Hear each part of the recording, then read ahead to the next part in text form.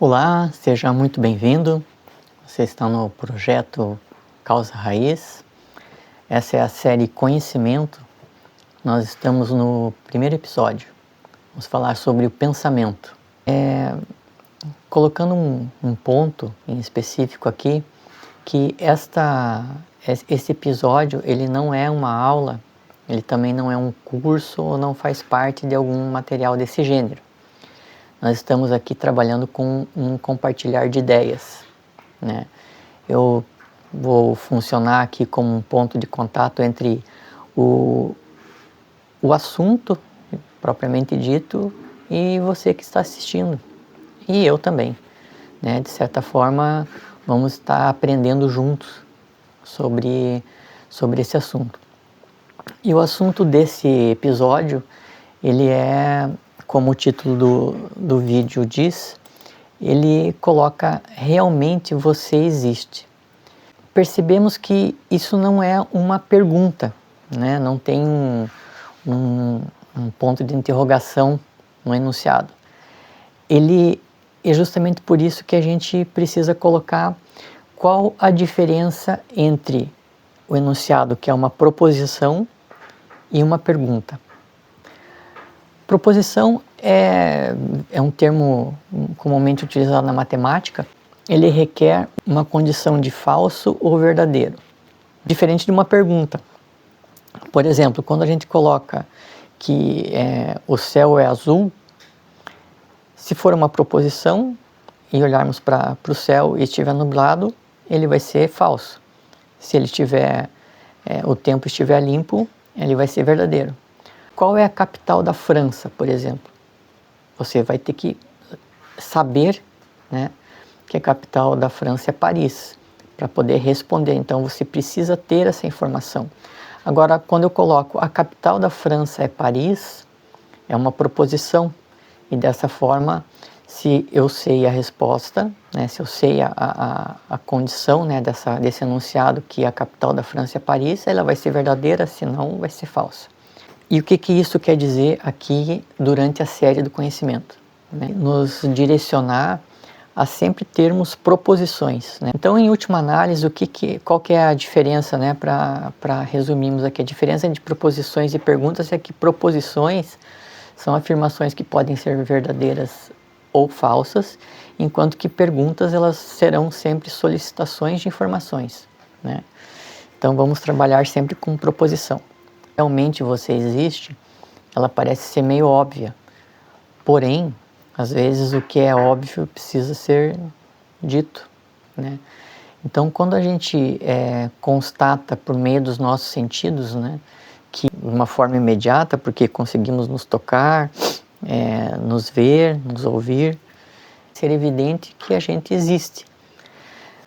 No entanto, quando foge aos nossos sentidos, é que a gente percebe que existe algo a mais, algo que está extra os sentidos, está fora do nosso alcance, da nossa percepção.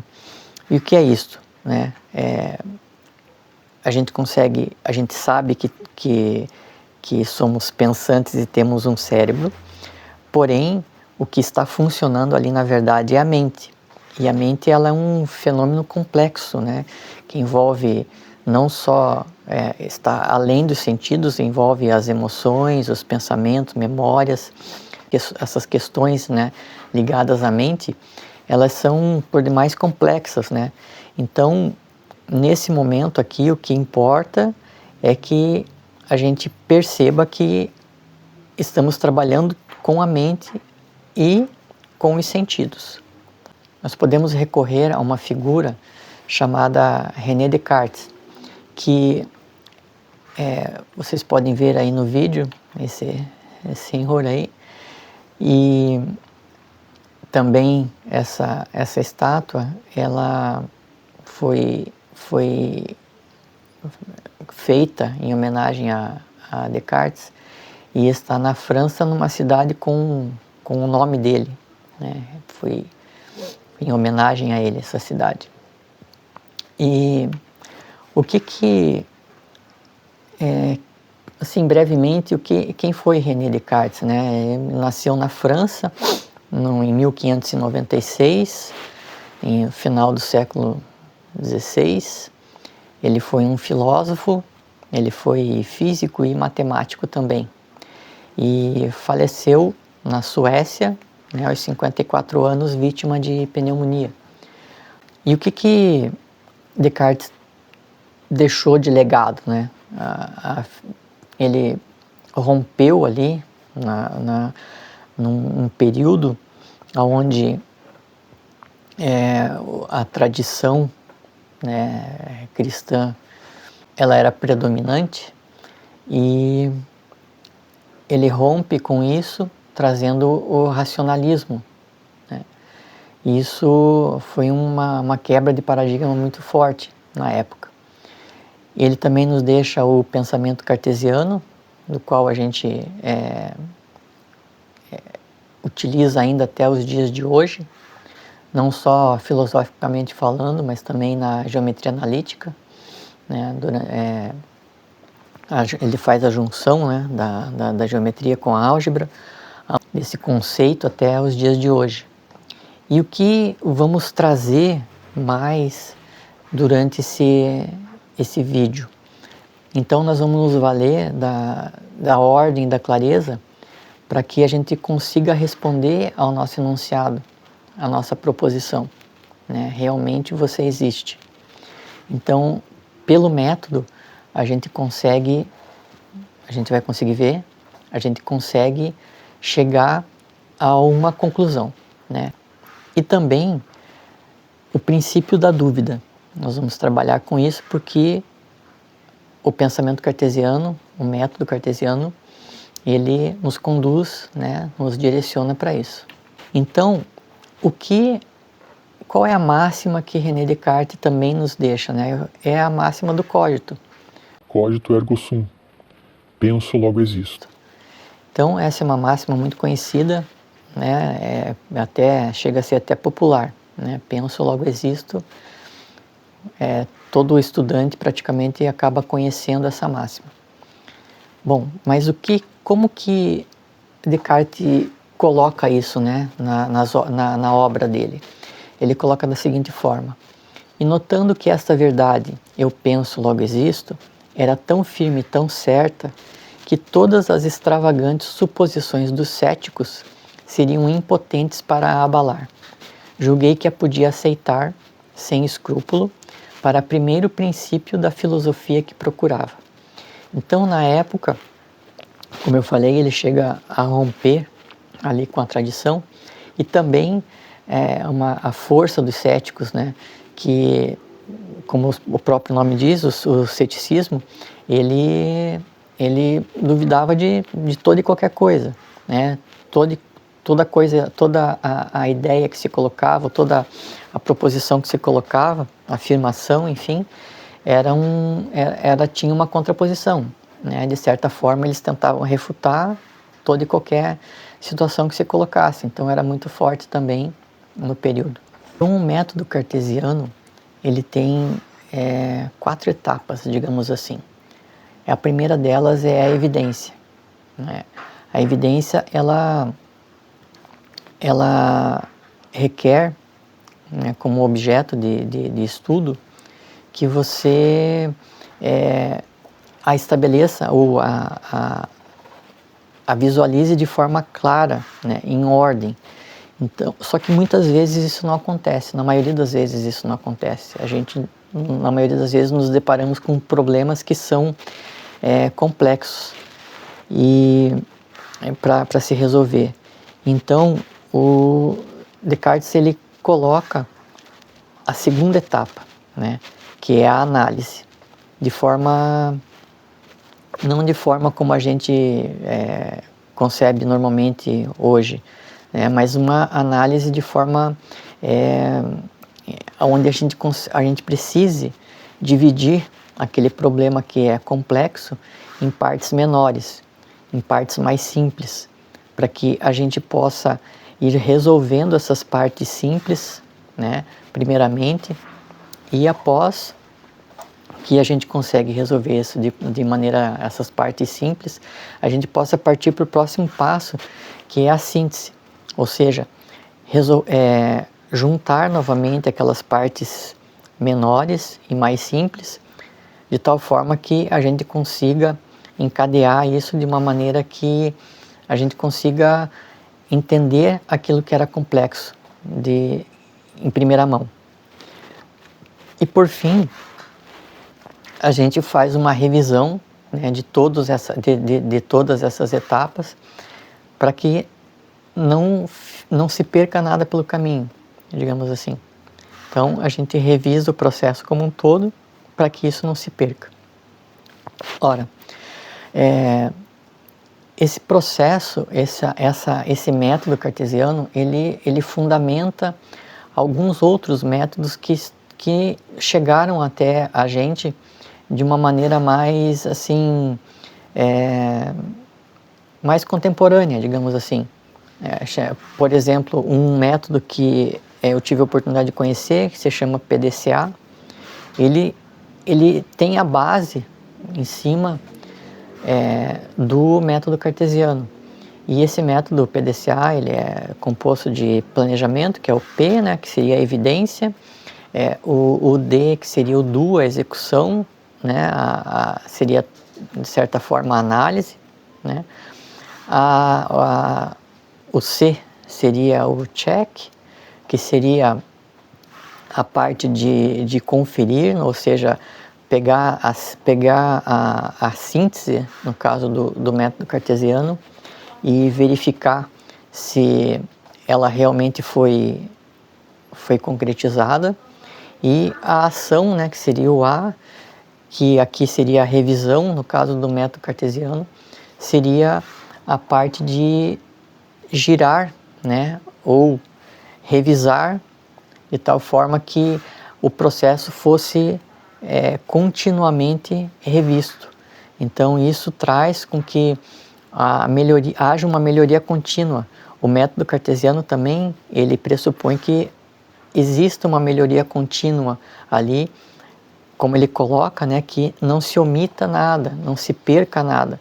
Então o PDCA, ele também faz com que isso aconteça, com que à medida que a gente gire o PDCA, sempre, né, replanejar, executar, checar e fazer a revisão do processo, ele vai acontecer dessa forma também. É interessante lembrar que o PDCA ele foi utilizado no pós-guerra, da Segunda Guerra, para a reconstrução do Japão. Então o PDCA foi desenvolvido nos Estados Unidos, mas foi levado até o Japão para que lá houvesse a ajuda, né, através desse método para a reconstrução das cidades. Bom, mas nós estávamos falando dos sentidos, né? Então, como que a mente, aplicando o método de Descartes, como que a mente vai se sobrepor aos sentidos? De que forma que nós vamos chegar até esse entendimento, né, de que realmente você existe, eu existo? Não podemos confiar plenamente nos sentidos, de tal forma que a gente precisa partir para um próximo passo, né? Precisa duvidar, duvidando dos sentidos, a gente vê que a gente precisa partir para um próximo passo. Bom, qual seria o próximo passo, né, dos sentidos, além dos sentidos? Bom, a gente poderia estar sonhando, perceber que eu acordei do sonho, mas ainda assim eu posso continuar duvidando. Eu já duvidei dos meus sentidos, já duvidei de que estava sonhando acordado, ou melhor, que estava sonhando. Descartes se supera após a dúvida do sonho. Ele cria, estabelece, imagina a existência de um gênio maligno que estaria aqui para nos confundir, estaria aqui para nos ludibriar, digamos assim.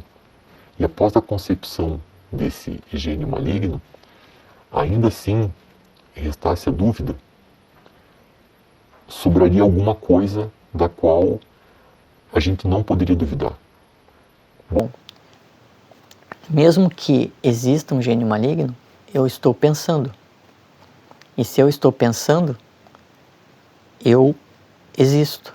Bom, se eu duvido e a dúvida ainda permanece, ela permanecendo, há alguma coisa que ainda existe, que é o meu pensamento. Se o meu pensamento ele existe, ele implica na existência de alguma coisa, na existência do meu próprio eu. Então, se eu penso, eu existo. Essa é a grande ideia de Descartes. É dessa forma que ele consegue refutar aos céticos. Ele consegue comprovar que, ainda que se duvide de toda e qualquer coisa, eu não posso duvidar que eu estou pensando. E se eu estou pensando, eu existo. Então, realmente, eu e você existimos. Mas Descartes, ele divide duas situações. A situação do pensamento e tem um outro problema, que é a situação do mundo exterior. Ele divide entre a res cogitans e a res extensa. A res cogitans a gente já resolveu. E a res extensa, o que seria? Seria a parte da matéria, todo o restante, como a gente colocou. Como que ele resolve isso? Bom, ele começa ele parte do eu penso, eu existo. Só que para que isso seja resolvido, eu não posso partir de algo que é imperfeito, de algo que é finito. Eu tenho que partir de uma ideia que transcenda isso. Então aí ele parte da ideia de perfeição, ele parte da ideia de infinito. Então, se existe algo infinito e perfeito, que não pode ter sido criado por mim, ele é uma ideia. Ideias infinitas, elas não provêm de algo finito. Então, essas ideias devem nascer, devem ser causadas por algo infinito. Que algo infinito seria esse? Bom, que algo perfeito ou infinito seria esse? Algo perfeito e infinito, temos a ideia de Deus. Então Deus acaba criando a ideia de infinito que eu entendo, que eu consigo pensar. Portanto, assim Deus existe. Deus existindo, eu consigo comprovar que eu consigo conhecer isso. Então, desta forma, eu passo a entender que não apenas eu existo, mas como o mundo ao redor de mim também existe. É assim que Descartes consegue trazer essa concepção, né, essa ideia de pensamento até a gente. Bom, mas ainda fica a ideia de gênio maligno, porque eu não consegui me livrar dele ainda. Ele pode estar ludibriando tudo, até a existência de Deus. Bom, mas Deus sendo perfeito e infinito e eterno, ele não nos deixaria com essa... não nos deixaria refém de um gênio maligno, porque Deus é benevolente, então ele não nos deixaria nessa situação, de tal forma que Descartes consegue colocar essa comprovação, digamos assim, no método, por meio do método dele, de que nós existimos e de que Deus também existe. Bom, essa ideia, ela, né, com o pensamento contemporâneo, ela pode ser questionada, mas foi assim que Descartes conseguiu, ao tempo dele, nos trazer essa ideia. Bom, então, aqui na série Conhecimento, nesse episódio Pensamento, a ideia não é fazer com que eu te convença, né, de nada, se a ideia é verdadeira ou falsa, pelo método de Descartes, ela é verdadeira. Mas isso não é um fim em si mesmo, né? A partir daqui, nós podemos buscar mais conhecimento ainda. Então essa é uma série que vai provocar, né? Vai provocar e vai instigar com que nós busquemos ainda mais conhecimento, né? Nós possamos sair desse dia a dia onde a superficialidade assim das ideias, ela nos atropela de tal forma que a gente perde essa noção de que precisamos nos aprofundar, né? Precisamos buscar algo a mais, sair desse raso, né? Desse conhecimento raso. Então, a ideia do projeto Causa Raiz é justamente buscar isso. Através desses vídeos, nós vamos nos incentivando, vamos criando um elo para que a gente possa nos apoiando. À medida que os episódios vão acontecendo, a gente vai se fortalecendo ainda mais para seguir crescendo cada vez mais de conhecimento. Aqui nós terminamos falando de Deus também, né? Então, um dos pilares do canal e do projeto é a filosofia e a religião, e dessa árvore do conhecimento, os demais assuntos vão também se caracterizando, vão se configurando para que a gente chegue a um conhecimento cada vez mais rico. No próximo vídeo, nós vamos ter a proposição: realmente Jesus existiu? Um parênteses aqui, se você chegou até essa etapa do vídeo, é porque você é um guerreiro, você está buscando conhecimento. Então deixe uma hashtag Causa Raiz, uma hashtag pensamento, e nós nos vemos no próximo vídeo. Até lá!